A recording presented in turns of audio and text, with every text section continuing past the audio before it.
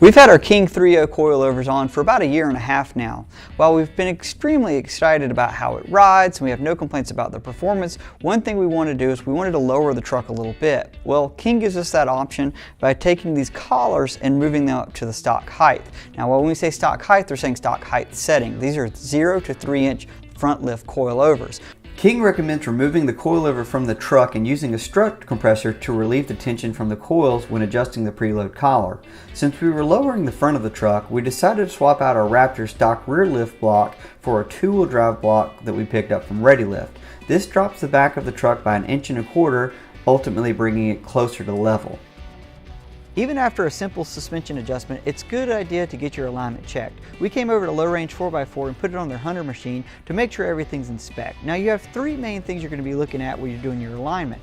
One's going to be your camber. That's just the in and out of the wheel, and then you got your caster adjustment, and think of that like casting a lure out, which is going to be your forward and back. Now your toe is really what was out on our truck once we lowered it down a little bit, and it's all about getting it in spec. You know, the numbers are going to have whatever it is from the manufacturer, say, hey, we need to be within this range, and that's what we do. You go drive it, and if it gives a little pull, you can adjust from there. But with these 35-inch Nitto Ridge grapplers, we haven't had any problems with it pulling on the road, and with this King suspension, it's been very easy to get the truck dialed in. Another area we decided to change things up a little bit was with our tire and wheel set. While we've been running these 35-inch Nitto Ridge grapplers for about 10,000 miles, we did want to freshen up the look of the truck by putting on a new set of wheels. So we picked up an RT4BZ from Centerline Wheels. While Centerline is known for their epic Forge Series wheels, they've also got a nice line of cast wheels. They're a little bit more affordable, but you still get that quality build. Now we really like that matte bronze finish with the satin black around, but more specifically, this wheel has 5.71 inches of back spacing, so it fits under the Raptor just perfect.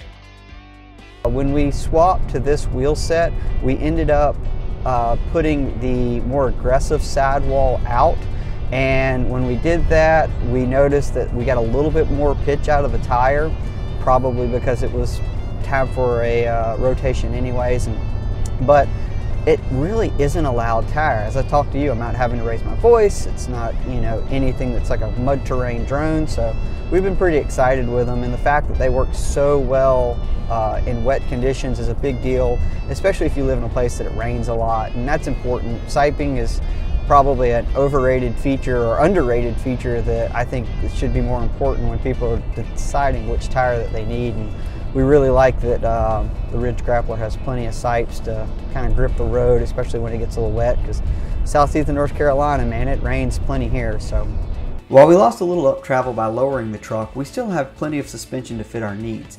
Given we ordered our front shocks with optional compression adjusters, we can easily firm up the front suspension with a simple twist of the knob for when we want to drive a bit more aggressive off-road. The rear can also be finely tuned thanks to 2 compression zones and 1 rebound zone on the bypass shocks.